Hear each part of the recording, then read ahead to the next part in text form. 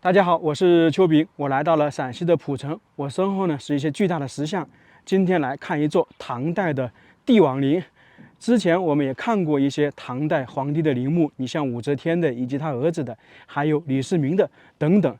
那今天看这座陵墓，主要呢是了解以及介绍一下这一座陵墓的主人，因为他算是可以和唐朝顶级皇帝李世民、李隆基相媲美的一位皇帝。不过非常可惜的就是，他最后呢也是被太监杀害。他是封建社会秦朝以来首位被太监杀害的皇帝。那之前有一些皇帝呢，死因成谜，有一些呢暗示或者怀疑是被太监杀害的，而他呢是明确被太监杀害的，非常可惜的一位皇帝啊。从他开始呢，唐朝的皇帝完全就变成由太监掌管废立的了。我现在是站在神道的中央，两侧是石像生，也是非常高大。远处呢是地宫所在地，叫做金字山。这座的陵墓的形式基本上和我们看的唐朝的差不多，也是因山为陵的。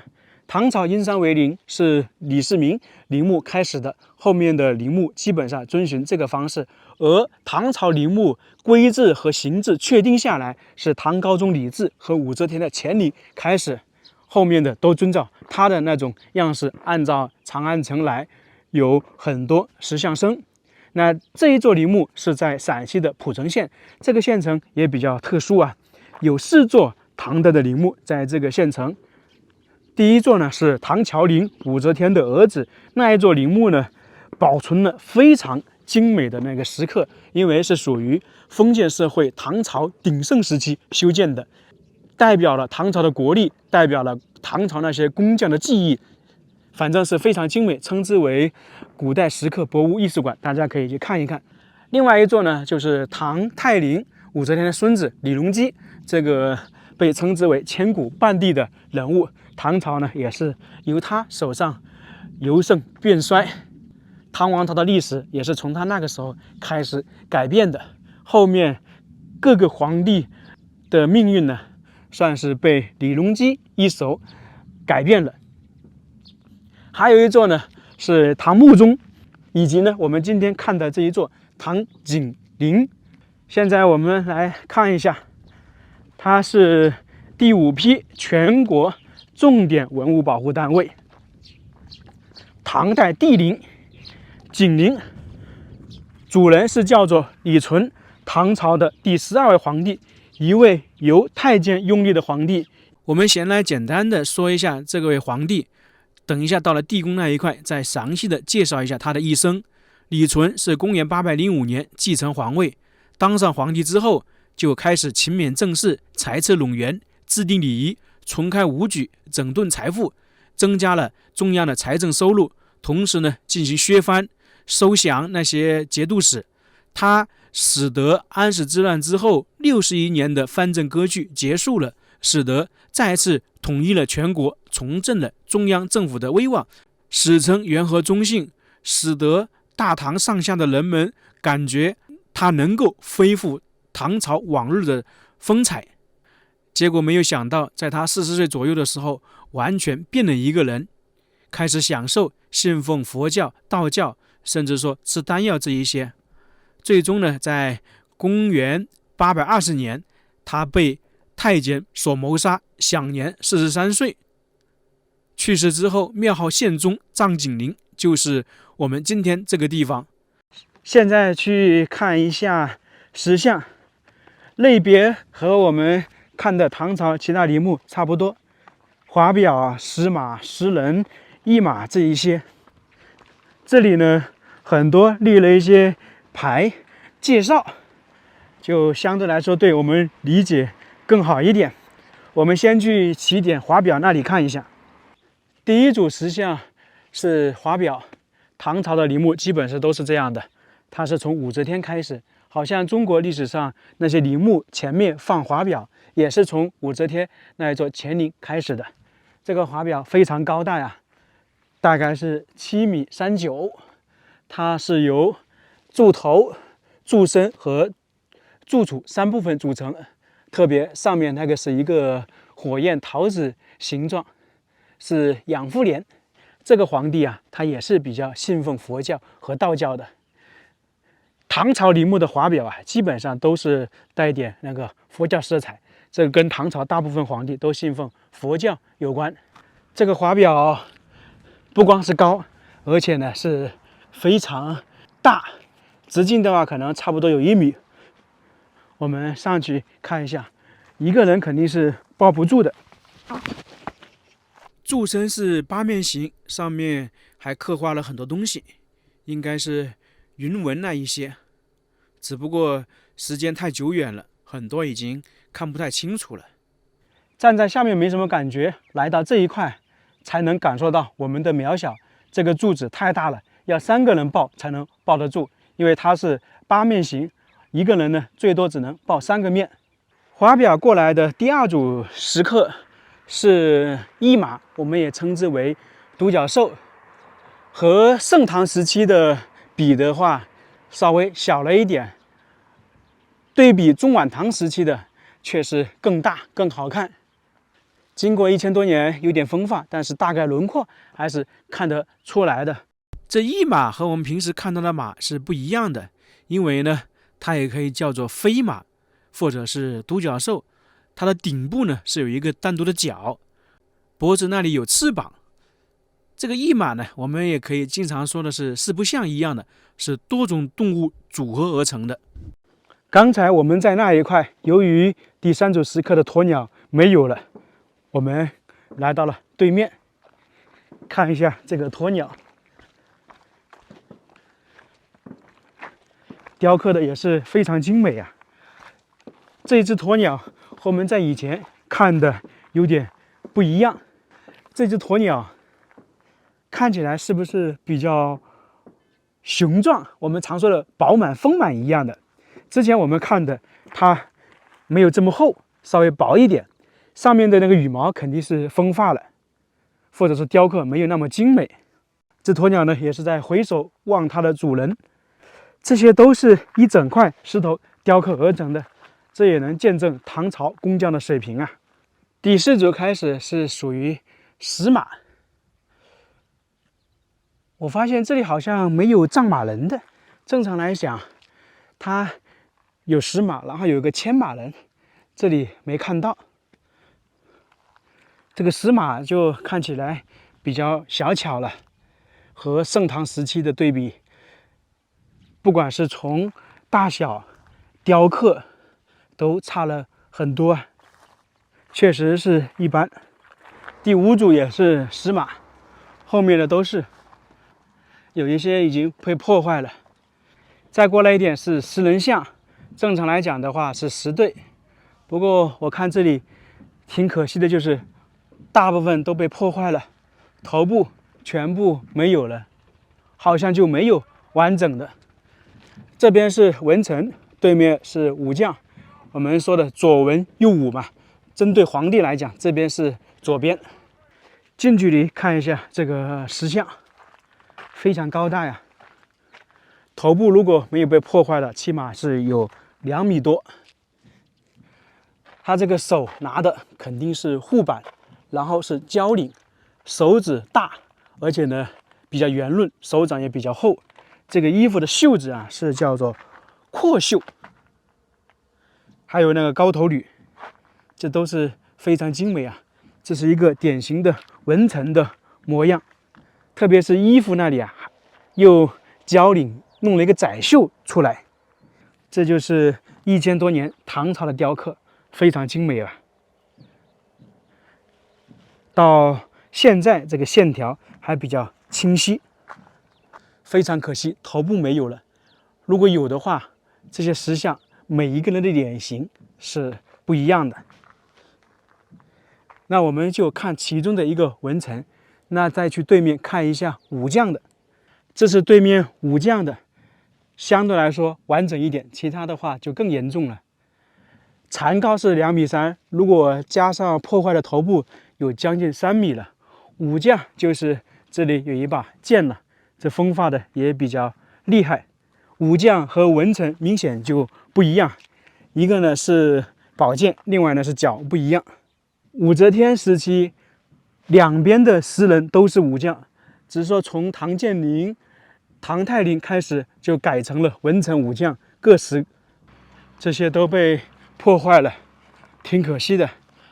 这毕竟也是经过1000多年嘛。石巷走完不远处有一个土堆，这应该是当时的阙楼遗址，这是标配，左右对称的，这边有，旁边也有，而前方呢是属于朱雀门遗址。再往前走是朱雀门，有狮子，东青龙，西白虎，南朱雀，北玄武，仿照长安城来的，等于有4个门，都是有狮子的。我们就主要看南边以及山上的地宫。我看资料说，地宫那个墓道口石头还能看得比较清晰，就是那种枫木石、条石。等一下爬上去有点远了，在那个半山腰。这就是朱雀门外的狮子，不是很大呀，和乾陵、乔陵的比起来，真的差了许多，有一些呢也被破坏了。狮子在唐朝的陵墓基本上是标配的，东南西北以前4个门都是有狮子的，区别在于大小和雕刻的工艺之分。这一只狮子背部雕刻的非常一般，主要是它的尾巴呀，都感觉快没有了。这就是说明到了唐朝这个时候，工艺的话已经急剧的降低了。狮子过来一点是朱雀门了，那从这一块进去，相当于就是进入到陵区的核心地方。这里一直有道路上去，我们把车开到那边，然后再徒步上山，要不然走过去有点远了。这个景陵的规模还是很大的，我刚才查了一下资料，它的南北走向大概是有2.5公里，东西走向呢有差不多2.9公里，是一个规模非常庞大的地陵。就像现在朱雀门这里到地宫的那个山脚下面，应该都超过1公里了。在去墓道口之前，我们再来详细的介绍一下李纯这个人物。他是唐顺宗李诵的长子，这个皇帝呢是中国历史上唯一的一位哑巴皇帝。早年呢还上过战场，19岁的时候，也就是公元780年被册立为太子，总共是当了26年的太子，到了公元805年才正式继位。在这个过程中啊，人们对他的评价是能力比较强，很果断。不过呢，可能由于身体不好，或者是说在做太子等待的时间压力比较大，中间呢他中风了，算是一直在床上度过。那到了他父亲去世的时候，他直接站起来了，等于是像身体好了一样，进而呢登基为帝。由于他当了26年的太子，以及早年间上过战场，他清晰地认识到唐王朝的问题在哪里。于是呢，他当上皇帝之后，立即呢就进行改革。他想从政治、经济、社会、军事4个维度进行改革，特别呢是抑制宦官，想把军权从宦官手里夺回来。可惜啊，失败了。仅仅当了差不多3个月的皇帝，就被宦官相当于是发动政变，逼迫他退位。其实很有可能啊，主要就是他身体不好。他当上皇帝那个时候还算是中风了，不怎么能够说话。在公元805年8月份的时候，他呢就禅位于他的儿子李纯，就是今天这座陵墓的主人。他自己当了太上皇，结果呢当了太上皇差不多5个月就病死了。说是病死，很多人怀疑他应该是被太监杀害了，因为他作为太上皇已经没有作用了。李纯是被太监拥立的皇帝，不过呢他有自己的想法，特别是呢他和他的父亲一样，也认识到宦官专权以及藩镇割据的危害。因为他年轻的时候，就是小时候曾经亲眼目睹他的爷爷因藩镇叛乱逃离长安的狼狈，这种情况呢就为他后面削藩埋下了伏笔。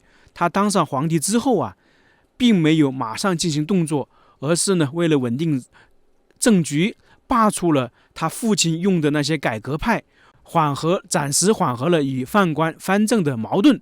李纯登上皇位之后，他就开始整顿吏治，打击贪腐，听取不同意见，重用贤相，就使用了一些大批有才能的人才。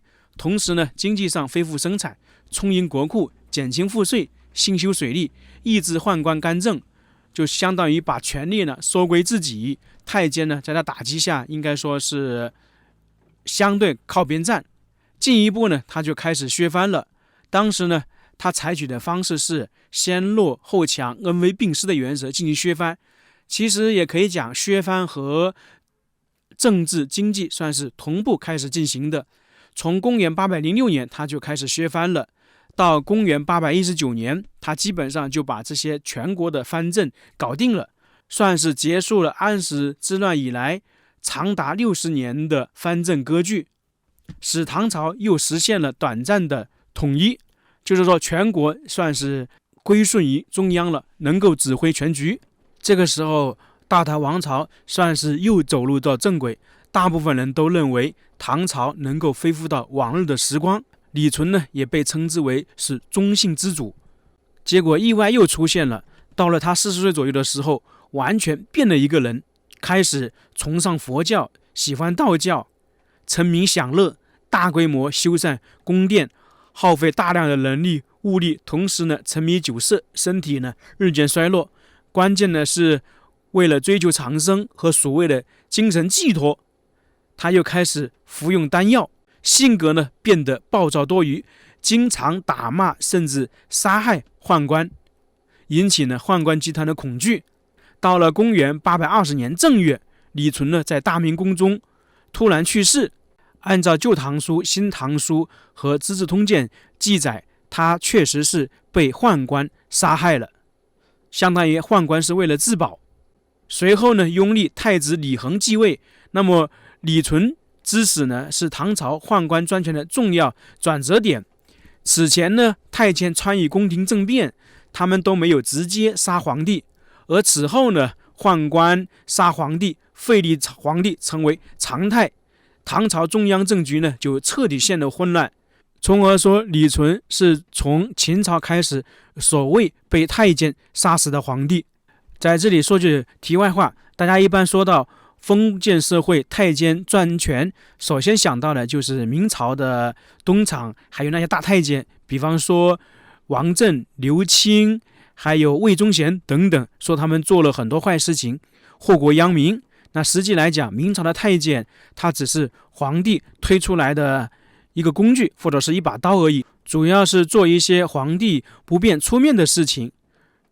就算这个太监实力再强，只要皇帝一句话，还是能够处理。你像魏忠贤、刘钦，都是皇帝一道诏书就把它解决了。还有东汉的太监算是专权，但是实际来讲，他们是没有能力去废立皇帝的，因为在封建社会，太监是皇帝的家奴嘛。而到了唐朝，这个时候太监就不一样了，他们能够拥立皇帝，杀害皇帝。主要呢，就是由于这些太监掌握了军权。从李纯开始啊，唐王朝的皇帝都是由太监拥立的，等于是家奴变成了主人了。唐朝中晚期的皇帝还是挺悲催的，好多都是傀儡皇帝。李纯被杀之后，就安葬在这一座金子山上面，地宫呢入口在半山腰。现在我们准备上去看一看。现在开始上山去看一下墓道口，还是挺远的。本来是准备走上去的，但是由于我前段时间脚受伤了，一直没好，在这一块走了100多米是走不上去。我通过航拍飞了一下，直线距离大概是500米，那实际要攀爬的话可能还不止，确实是走不上来。我们就通过航拍来看一下墓道口，它还在前方一点点。墓道口就在这一块，明显的看得出来有点不一样，旁边呢还散落了很多巨石，这些呢应该就是当时墓道口的筛石。因为这一座地宫是被盗了，唐关中18陵大部分呢都被军阀温韬盗掘了，你看这里就有明显的痕迹，左边那些大的石头都是那些筛石啊。这一块呢是属于墓道口啊，地宫还是在里面的。像这些大的石头还有明显的人工开凿的痕迹。当时温韬盗掘了这些皇陵之后，基本上地宫的大门都是敞开的。在五代十国有一些政权说是要保护这个唐陵，结果啊，由于那个时候战乱太多了，这些帝王陵呢还是没有保护好，可以说可能多次被盗。到了赵匡胤建立北宋的时候，他下令对唐朝的这些帝王陵进行保护，把皇帝的那些尸身重新装殓，地宫呢进行回填。我们今天看到的可能就是那个时候保存下来的样子。到了这里，唐景陵我们就差不多看完了。我们再说一下李纯这位皇帝，他是一位功过分明的君主，以年少的精力作为自己的动力，以实现统一为目标，结束了那个藩镇割据，实现了唐朝中期的短暂统一，堪称中兴之主。但是呢，在他刚刚成功的时候，他又完全变了一个人，不仅呢葬送了自己的性命，也为唐朝后期的混乱埋下了伏笔。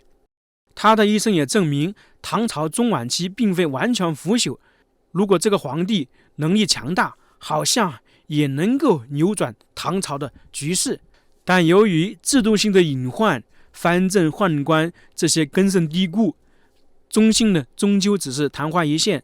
在李纯之后，也有一些帝王能力比较强，算是扭转了局势，称之为中兴之主，特别是唐玄宗被称之为小李世民，但最后都失败了。